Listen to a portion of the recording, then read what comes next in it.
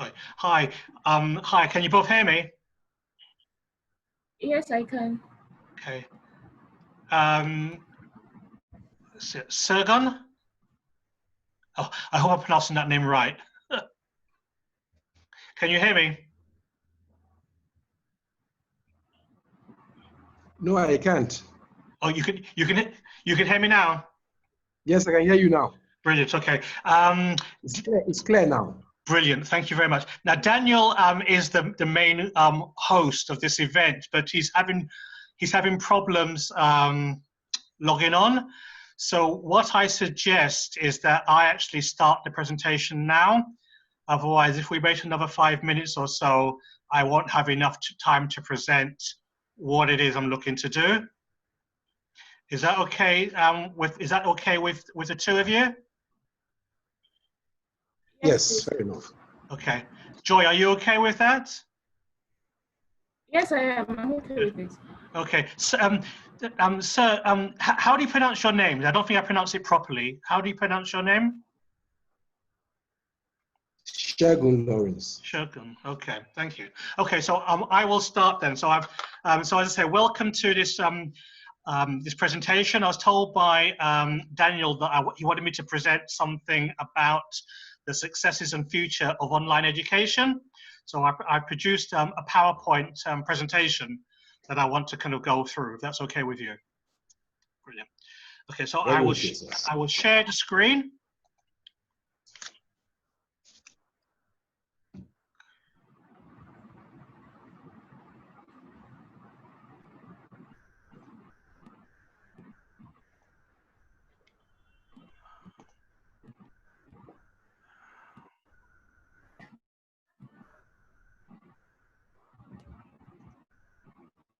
Good. Can you both see this? The front screen? Yes. Okay. Okay, great. Okay, Yes, then. Okay, we're ready to. Let me get my glasses. Okay, we're ready to start. So the title is The Future and Successes of Online Education.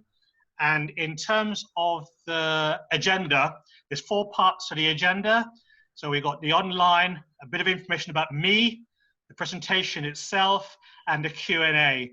Because there's only 2 of you on the call, if you've got questions, ask your questions at any time through this presentation, okay? Right. Okay, so information about me. I'm a PMO, I work in the project management industry. So I am a PMO professional. PMO stands for Project Management Office. Dr. Sheldon, I'm losing you. Okay, okay. Can you hear me?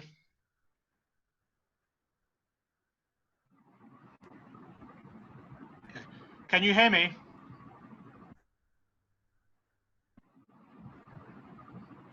I can hear you from here.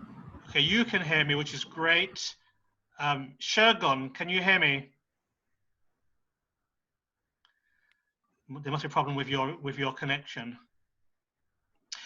Let me continue. Okay, hopefully Sheldon can come back to us. Okay, yeah. So I'm a PMO professional in that I design and build project management offices. What this is that when you have a project manager joining an organization, it's us that tell them what tools they should use, what methodology they should use, what processes they should use as well in order to manage their project.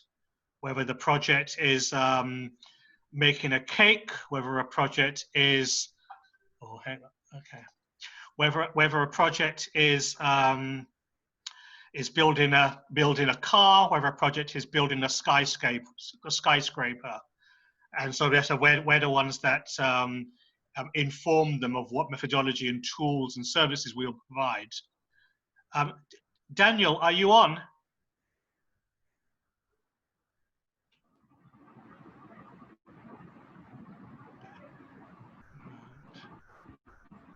Daniel, can you hear me?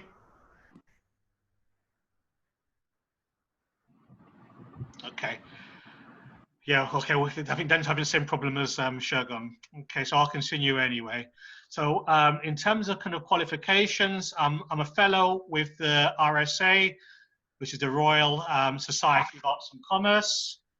This organization has been around for about 260 years, and I've been a fellow for the last 15 years. There's probably about 30 or 40,000 fellows worldwide. I've got a PhD in project management, got an MBA, and my degree is in mathematics and computing. In terms of certifications, Joy, what's your background, by the way? Oh, I'm Joy Imagwelo. I studied chemistry at the University of Benin, Nigeria. Okay, then. Have you graduated, or are you still a student? No, I just finished last year. Oh, well, okay. Congratulations. Congratulations. Thank you very much. Yeah. Well, you should be doing very well in Nigeria, because chemistry or petrochemistry is kind of sought after in the gas and oil industry. Yes. Okay, good. Yes. Yes. Right. Okay. So yeah. So I'm a project manager. My training is project management. Also, on Facebook, I host. I used to host a weekly show on project management, and also I've got a Facebook group of about 700 members, and we basically, these people are either aspiring project managers or junior project managers. And yeah, so basically, you can read. That's about me. In terms of education, I've always been involved in education. I've got a passion for it, and I used to be a school governor at 2 different primary schools. Okay, so that's me. Okay. I'm sorry, how can we join your project management show on Facebook? Again, education. Yeah, I like acquiring knowledge to share it. That's probably one reason why I'm doing what I'm looking to do in Nigeria as well. Yeah, I've got skills. You know, since I graduated, when I got my degree in mathematics and computing, the first thing I did was to join a school as a Saturday school teaching maths as a teacher. So that's what I've always done. Okay, I'm trying to go to the next screen. Bear with me. Excellent. Okay, so in terms of my opening quote, my opening quote, because we're talking about online education, my opening quote is from a guy called Thomas Frey, who's one of Google's top-rated futurist speakers. And he says, while classrooms will be of use for many years to come, their values will diminish quickly as online options become more pervasive.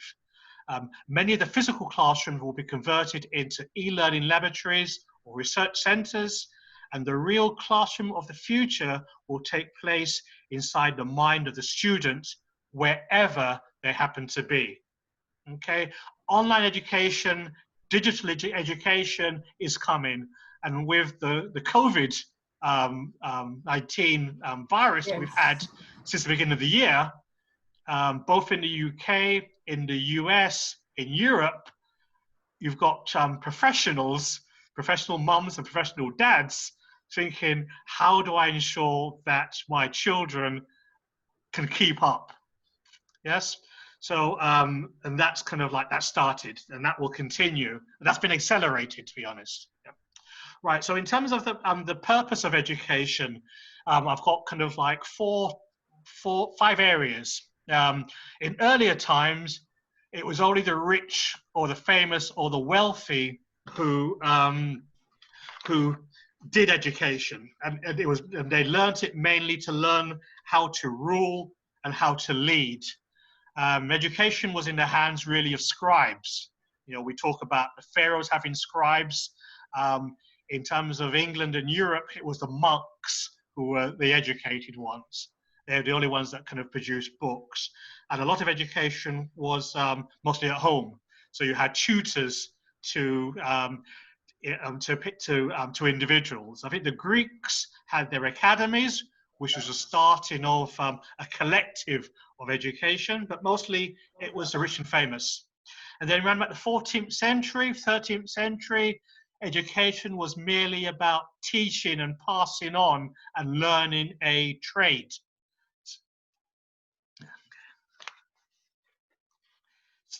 Yeah, so basically it was organized by guilds and organized by apprentice. So you had kind of goldsmiths, you had blacksmiths, you had kind of people making shoes, people making leather. In Nigeria, particularly, or in lots of places in Africa, education was basically by guilds and basically by apprenticeships. You know, the Igbos, probably even Yes. up to now, that's kind of how education is managed within their communities, by apprenticeships. Kind of around about the 19th and 20th century, education was about training factory workers, to be honest. It was about repetition, memory, scarce resources, and it was about, yeah, learning. It was about kind of, so I'm just kind of like looking through my notes. Yes, and it was less about creative and less about innovative thinking. It was training for the factories, and that's also that process continued even kind of like today, to be honest, because you've got your kind of universities, and then you've got your polytechnics or technical colleges. Each of them have got kind of like different roles. This year, in the 21st century, I would argue that education is about teaching industrial compliance. So this is about the ability to act according to an order or a set of rules or a request. So accountancy, law, that's kind of teaching compliance. And then they can go out and an accountant can audit a company according to a set of rules, according to an order, according to a request. So it's about initiation, planning, executing, and implementing. That is what a lot of education is about. Okay, we've only got, when Daniel set this up, he only had about 40, he set Zoom up for about 40 minutes. So we've only got kind of like 10 minutes left on this call. So I will continue with the presentation, and it may well be that we will look at how we can share the remaining of it, or whether we need to repeat it. Okay, but I'm not going to speed up because that doesn't make sense. Yeah. Okay, and now it is about, education is about getting students to think differently. It will be, in the future, it will be about teaching people on how to be better husbands, better wives, better partners, better employees, better employers. That is what education will be about in the future. It's giving people a different skill set. It's not just about kind of learning formulas. It's not just about the technical skills, it's soft skills. That is what education is about in the future. Yeah. Okay. That's my view, and that's the view of a lot of kind of gurus and educators going forward. And the education system will change to that, and online education will drive that through as well. Hi, Victor. We started this presentation already. We've probably got about 8 minutes left, but I'm sure between Dennis and myself, we'll look at what we need to do. I've got about 5 or 6 slides left, and I won't get through them all in the next 8 minutes. Okay, but welcome, sir. Welcome on board. I'm Sheldon St. Clair, by the way. I'm the person delivering this this presentation. Okay, so what I wanted, the next slide was giving information about Nigeria, Nigeria today. Bear with me.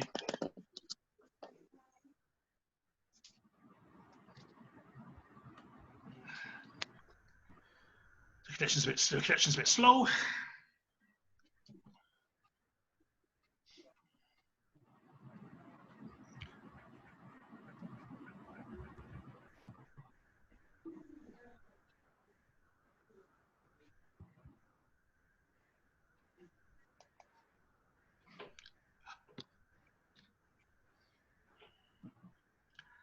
Yeah, I'm still here. I'm still online. I'm just waiting for the next screen to to pull up.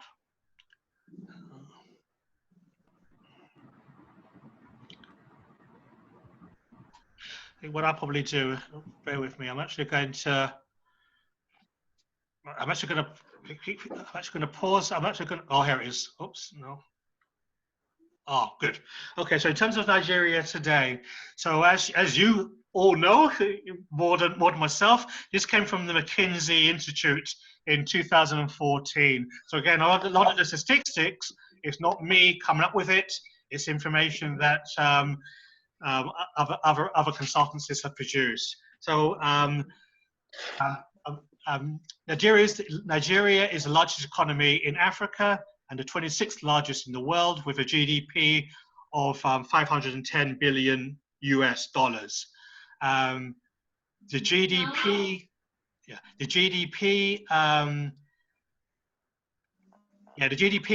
is mostly from oil and gas, and I think that's probably a problem that Nigeria faces, in my view, in that most of the resources are around that industry, and there's not enough on other industries like education, like services, like electricity. You know, the fact that kind of like Dennis had a problem getting on now, and you have curfews, that is a problem. It's a problem in Nigeria's development, to be honest. So you've got kind of like 40 million Nigerians in consuming class households, but you've got about 140 million living below the poverty line.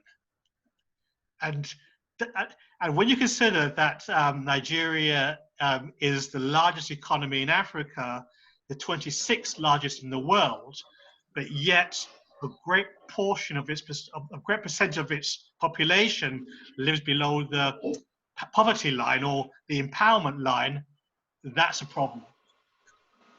Unless things can change, that will only get worse. In terms of road density, in terms of transport, it's only 1/7 that of India. And in terms of power generation, it's only 1/5 of India. So in my mind, there's a disconnect here, but that's kind of like where we are. In terms of future, you know, it's got the potential to achieve 7% GDP growth and by 2030. It's got the potential to have a GDP of 3 times what it is now. So there's a lot of potential in terms of where they could be compared to where they are.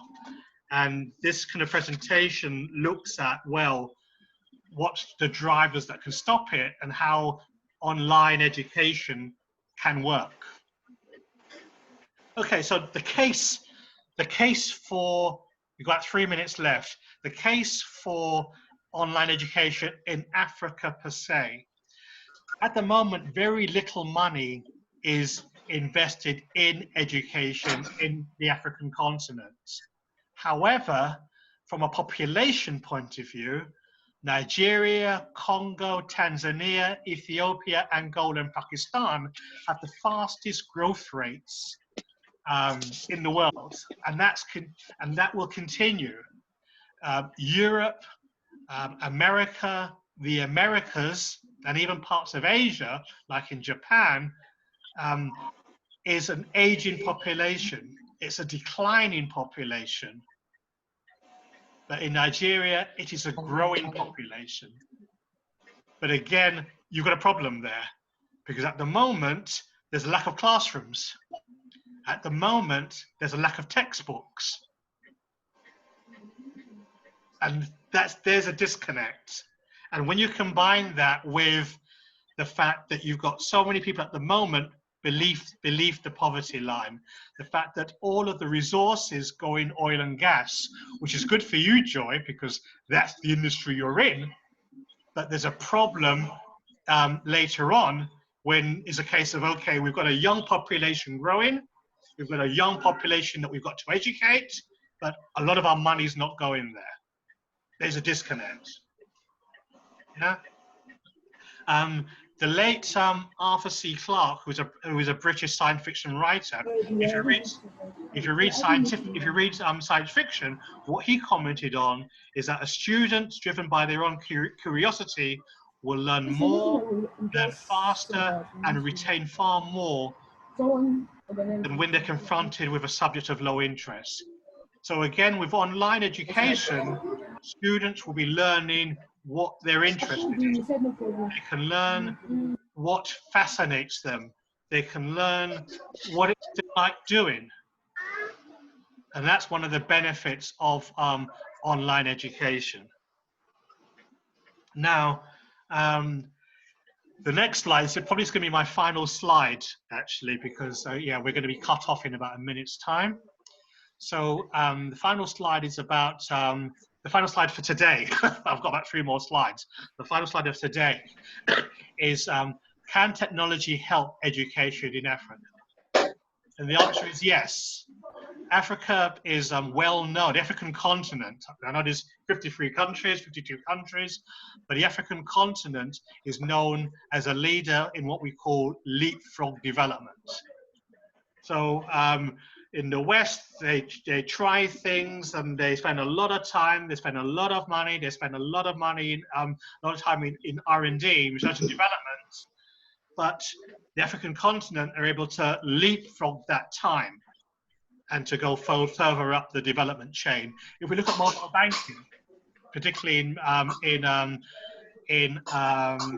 Kenya with M-Pesa, okay, that is an example of leapfrogging development. I used to work for Lloyd's Bank, and you know, in the financial services industry, and mobile banking wasn't a thing that they saw, or it was a thing